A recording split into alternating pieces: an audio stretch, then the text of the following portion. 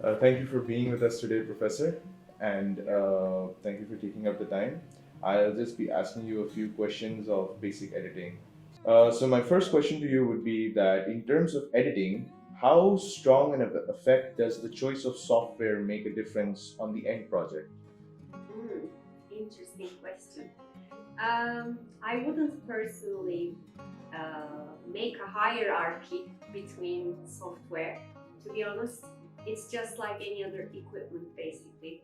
Um, you know, Nowadays you can shoot great videos, films on phone as well, even though they're not professional cameras.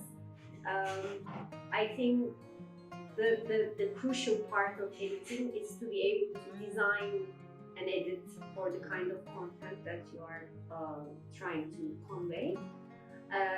So it's not up to the software, but it's always up to the talent of the editor what the output will look like.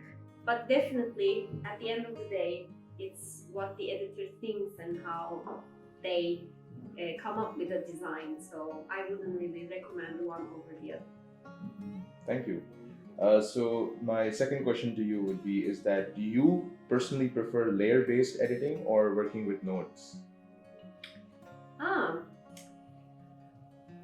I mean, personally, basically, I'm not a professional editor, but I've worked with different software, including the three that I've mentioned in the previous question: Avid, Final Cut, and Adobe Premiere, along with the simple ones, iMovie, whatever, Windows Player, what was it called? I don't even remember.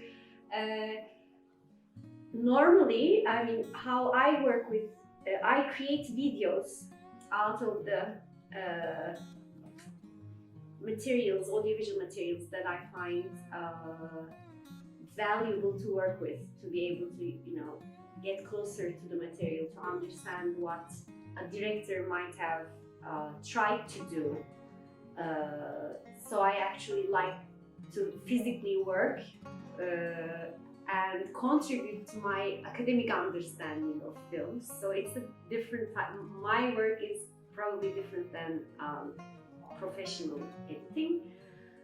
In that sense, I definitely use layers. I believe in randomness. I believe in mixing things up on the software rather than coming up with a design. But like I said, the question would have applied differently to a professional editor. That's really interesting. So, my next question to you would be is that, in your opinion, is story more important than how the story is edited? I do know that especially in the last decade that I've been teaching, I realize students, especially people who are new to audiovisual culture, are more mesmerized about how something is presented. So they are focused on the style rather than what the content is about. But maybe because of my age, coming from a different generation, I still believe in the power of the story. So I don't think I mean, if we're talking about narrative film, I don't think any narrative film can be powerful if they don't have a, strong story, strong characters, three-dimensional characters with a lot of emotion, backstory. I think editing comes as a backup to all that. It's a tool to deliver the story, to be able to strengthen it, audiovisually highlight certain things, to be able to let the director convey certain things.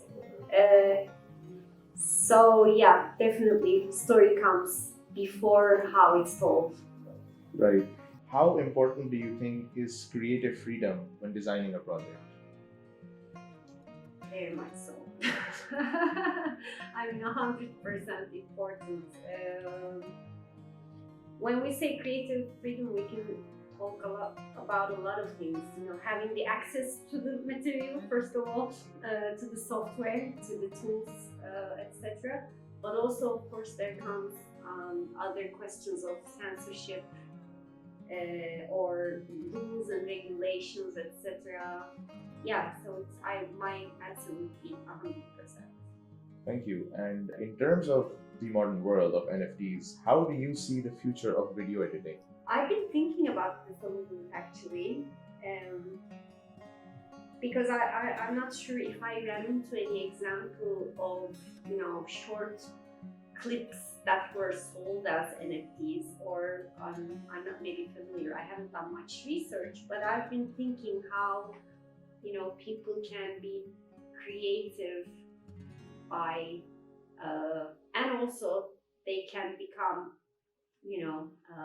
marketers of short videos, or even, uh, you know, short messages. I don't know, that could actually be used as a bio in social media, or else, they could actually maybe promote their own short films as NFTs. I mean, I've been thinking about it, but I'm not sure if I have seen any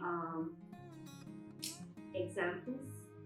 Uh, on the other hand, I keep thinking, because there's a proliferation of audiovisual essays all around, because they work with copyrighted material, they could never be sold as NFTs. So the question of copyright is always a thing there. But probably it could be a channel, if it's organized to the benefit of the creator. That's really interesting.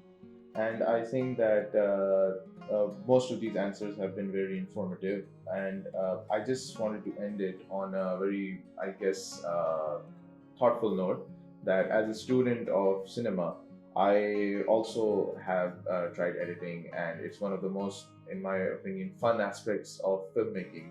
So, just to get your insight, I wanted to know that as a video editor yourself, whose work do you admire and why? Ooh, very difficult question. Because to be honest, I don't really follow, which is a shame, film editors.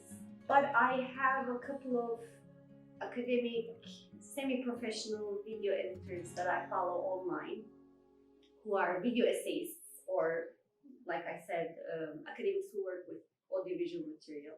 One of them is Adrian Martin, another Catherine Brandt, Kevin Bailey, definitely, who has become also a kind of director to Locarno Film Festival. I think he's one person to follow in the intersection of these things that I've been talking about, between academia, festivals, and filmmaking. So basically, I can name names who are video essayists rather than film editors. Karen Perlman also, who has actually written a book called Cutting Rhythms. He's both has a PhD. She both has a PhD and a film practitioner, which helps me. I mean, I do follow her to help me think and organize my own editing course. So yeah, these are the names. Well, thank you so much for the answers, and thank you so much for your time. And it was a real pleasure to know your insights into the world of editing. So thank you so much. Thank you to you too. Thank you.